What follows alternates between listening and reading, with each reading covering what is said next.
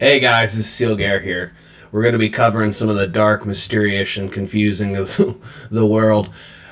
Today, this is a case everyone's probably familiar with at this point. If they weren't from the show, they probably have heard about it recently through her being released from prison. And that would be the case of Gypsy Rose Blanchard. And now one might ask, what could cause a daughter to want to kill their own mother and confide in a random person they barely know to do so? Well, that's what I'm here to talk about today. Now, this story is very interesting to me because if you think about it, the amount of attention it garnered at the time plus the amount of attention it garnered after is very interesting, because why would anyone care so much about the plight of other people? And why do you want so much attention for falsifying the suffering of your own child? It tells just as much about Gypsy as it does Dee Dee, if not more about Dee Dee. Now, it was claimed that Dee Dee had Munchausen syndrome, as well as Gypsy having it from proxy. From the birth of Gypsy in 1991, Dee Dee had claimed she had sleep apnea and had profusely had her put on a CPAP machine. And the CPAP machine, if you're unfamiliar what it is, it's a positive pressure machine.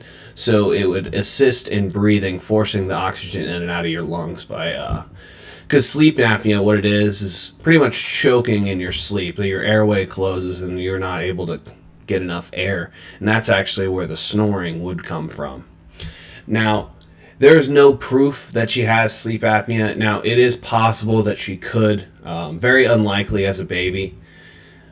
From there, as it got older, as Gypsy got older, it just became worse. At the age of 8, her mother had, at this time, had now claimed that she had muscular dystrophy. Now, muscular dystrophy is a thing that attacks your muscles and causes overall weakness of your body. It doesn't allow you to properly walk and control your body as a normal person would. This would start the beginning of her forcing her to be in a wheelchair for the next 10, 12 years of her life. It's not an exact number, it's just an estimate as it went all the way into her adulthood. So the reason she was able to get away with this, so Dee Dee as a mother was a nurse. This was a woman who loved to nurture and take care of others. Now, so because of this background in medical, she knew what symptoms to lie about and tell everybody to have, or tell Gypsy that she had. So she would tell the doctors she suffered from seizures, asthma, hearing problems, and then also weakness in her eyes. She would also go on to claim that she had a problem with excessive drooling. Now, at first they would just treat this with Botox in the salivary glands, which she claimed didn't do the job correctly. So they went even further, and she forcefully had her daughter get her salivary glands removed. Now, you may be sitting there asking yourself, now, how do all these doctors not even, personally check these symptoms? Well, this is partially because Dee Dee, anytime a doctor would contradict her or question what she was talking about or whether this was real or not, she would just simply not return. And there was a couple times this has happened, and even with her family, she would do the same thing. She would go so far with these surgeries that, like I said, she had Gypsy's salivary glands removed. She had ear tubes installed so that, because she claimed she had constant earaches or ear infections. She had some type of surgery upon her eyes because of the muscle weakness she claimed. And then they had some muscle biopsies on her legs because of the claims of muscular dystrophy. Now, you also may be asking and wondering, so if Gypsy knew this was blatantly false, why didn't she ever say anything? So what would happen is Dee Dee would train her to not give up information that wasn't directly asked for, that would betray or contradict what she was saying. And in cases where she was forced to talk, she would hold Dee Dee's hand, and whenever Dee Dee didn't want her to say anymore, she would then squeeze her hand, pretty much silencing her daughter from speaking out or doing anything. Plus, you also have to take into consideration she was born and raised this way to follow and obey her mother from birth. And her father didn't really have much of a choice in this, as well, as she would go on to tell him that Gypsy suffered from a chromosome disorder, and that's why she had all these problems. So he never got a chance to really question this. Now, eventually, like I was saying, she would, anytime her family would go ahead and want to question her about this, she would push them away and stop seeing. So far as in when Hurricane Katrina hit, she claimed to suffer and be a victim of so. So in 2005, they moved from Louisiana to Missouri, where it was a home for habitat. I'm going to check my notes real quick, see where the name. Habitat for Humanity build a house for them. Bright pink house with a wheelchair accessible ramp in Missouri. Now, they would also go on to receive some other benefits from charities, such as trips to Disneyland, free sponsored concerts, and all kinds of different charities that they received just for the, pretty much to glorify Dee Dee as a person, because she was such a great caretaker. Now, when she was 14, it is said that she went to see a neurologist. Jeez, I am all over the place with how I'm talking today. Mixing up my words and fucking stuttering. Anyways, so she went to go see a neurologist. And this neurologist was pretty smart from what it seemed, as she could tell that these were not actually happening to Gypsy. These symptoms were falsified. But she didn't have enough evidence herself to actually act upon it legally. So what she did was send two child service agents, caseworkers, to her home anonymously. Let me get some more. But the thing is with Dee Dee is that she was super charismatic and a good talker, and she knew how to talk her way out of many situations at this point. So she eventually convinced these two caseworkers that nothing were amiss and sent them on their way. Now, because Gypsy started to become too old, she would lose her chance to be this mother figure. So during this whole thing, because of the events that she claimed happened in Hurricane Katrina, she had said she had lost medical documents and personal documents that could verify all of these things. So using this as a crutch, she would go back and alter Gypsy's birth certificate as well. So making her seem younger than she was. And now, because she had never been to school, she was never allowed to attend an actual school, and being held at home and treated like a child her entire life, she was trained to just be this way. And you can assume because she had never actually used her muscles in her legs, because forcing someone to be wheelchair bound would cause them muscular atrophy as it is. So she would appear younger than what she actually was, because her body wouldn't be as mature. Now, this would not be the end for Gypsy, because she would eventually, grow tired of this prison-like lifestyle. So I don't know exactly the case that led up to or why she allowed her to go to a science fiction convention. But while at this convention, she meets a man who she convinced to run away with her and to take her with her. Now, at this time, she is 19, but because the birth certificates are falsified, she has no way to prove that. So what would go on to happen, is Dee Dee would, through her connections, would track her down, and then when she confronted this man, she convinced him that she was underage and she had to be returned to her. Now, obviously, I said she's 19, so this would be false, and this would to me be false imprisonment or kidnapping. Uh, Now, after this, so Dee Dee was pretty upset. So Gypsy had claimed that she had destroyed her computer and all of her technology or access to the internet, and then would go on to restrain her to her bed, and then sometimes not feed her or give her proper water, or mismanagement of her health and malnutrition. And this would be a way to control her further. When she finally did get back online, she got on a Christian singles website where she would meet Nicholas Godejohn.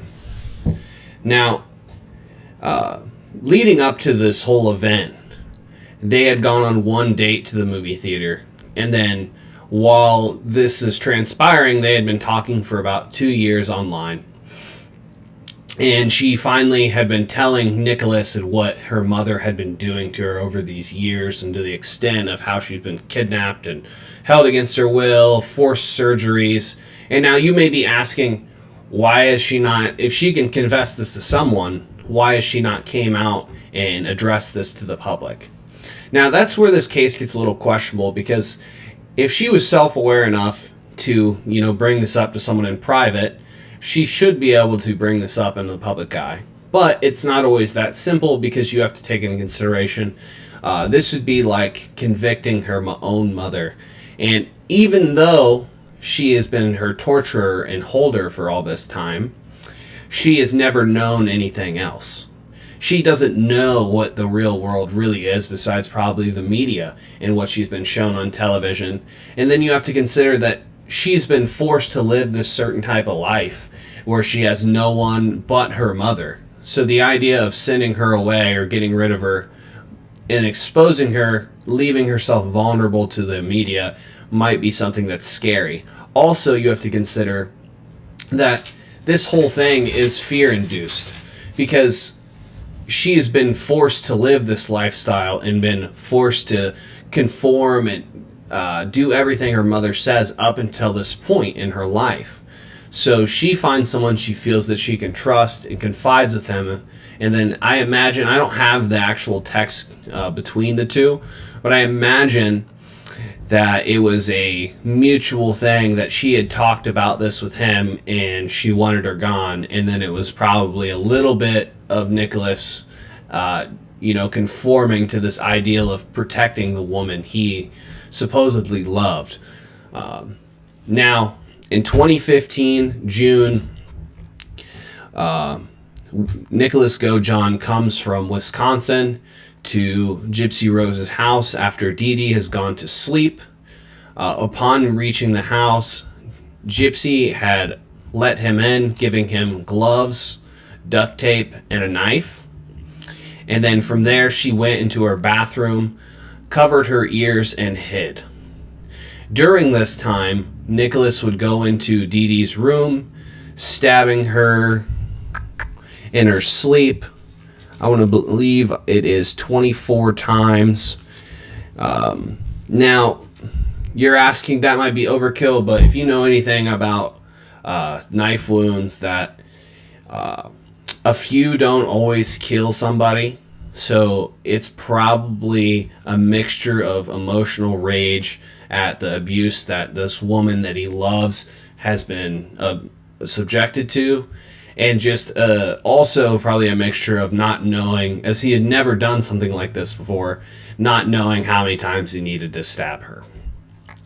Now, it is proven that Nicholas is on the autistic spectrum, so this will come into a little bit when it comes to the trial and the interrogation. Now, from here, Nicholas and Gypsy would go ahead and leave the house, stealing $4,000 from her mother and traveling back to Nicholas' home in Wisconsin. While in Wisconsin, they spent a couple days alone, but Gypsy could not help herself from posting on her Facebook saying, "That bitch is dead." And she claims that she did this so her mother's body would be found. Now, I feel like maybe she was just unaware, but she had to have known this would, lead to her conviction. It was also reported from Nicholas that during this time he felt quite guilty about what he had done. But Gypsy was there to comfort him and tell him that what's done is done, needed to be done. It's something of that manner, telling him he shouldn't feel guilty for this. This shows just a clear lack of empathy for her mother, although I can understand if I was tortured and kept against my will, I can understand the want to murder someone for that.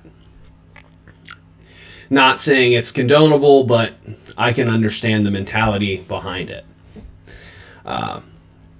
Now, in 2016, Gypsy Rose accepted a plea deal to be found guilty of second-degree murder.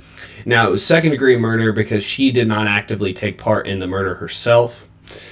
And it was proven by her medical documents that she had these bruises and abuse done to her. So it would make a little more sense that they could forgive. At least partial. She would be convicted and given a 10-year sentence that she would end up serving about 80%, 75, and she would actually be released in December of 2023. Now, for Godejohn, it is a little bit suspicious as he did not have a lawyer present when they interrogated him, and like I said, he has autism, so it's not like he knew or exactly understood how things were being done or why they were being done, and what he was actually convicting himself of when they coerced him into giving the confession that he needed. Now, they would actually convict him in 2018 of first-degree murder.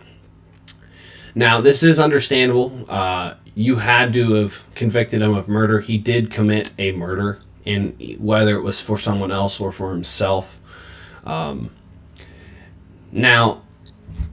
their relationship is a little weird because he is devoutly in love with her and claims that she is the only person that he will ever love, and it was just his one person, his love of his life per se.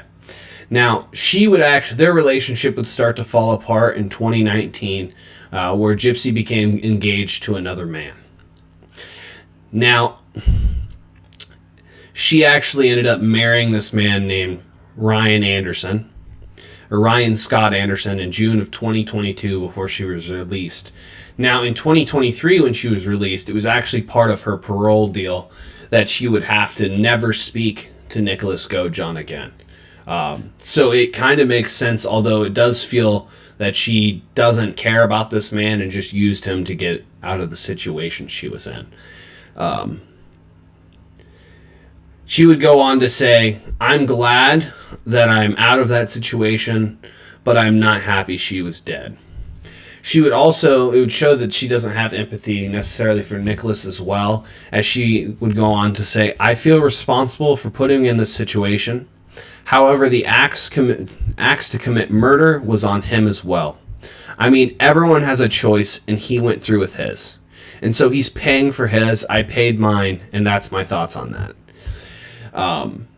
This doesn't seem like a very good person, to be honest, but it's understandable when you're subjected to such horrible things through your entire life. It is probably harder to build empathy for other people's actions, especially when it resulted in a positive for you. Because she would also go on to say that she believed she had more freedom while she was in prison than she did in her normal life at home.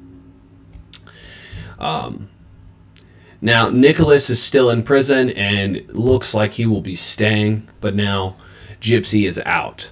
So it will be interesting. She has seen another bout of infamity. She's got some fame to her name now, and it'll be interesting to see how this will go to her head, or if she'll live a normal life, or if she'll crash and burn and return to a life of degeneracy that her mother instilled in her. I hope it turns out well for her. I don't wish bad on anybody. It is an odd case in general because you would have to consider that she's been tortured her entire life and that her mother did deserve to die. She was not a good person. Anyone who tortures their child their entire life deserves to die. It's not up for question. The only question is who deserves the right to kill her, and if there is a human being that is, unjust in taking that person's life. But that's pretty much all for this case today. Like I said, I'll be following her case as it turns up later on. I would like to see how her life changes after this, now that she's out of prison. If she will be successful, or if she'll fall to obscurity, or something else tragic will befall her. Well, that's all for me today, guys. Seal Gear out.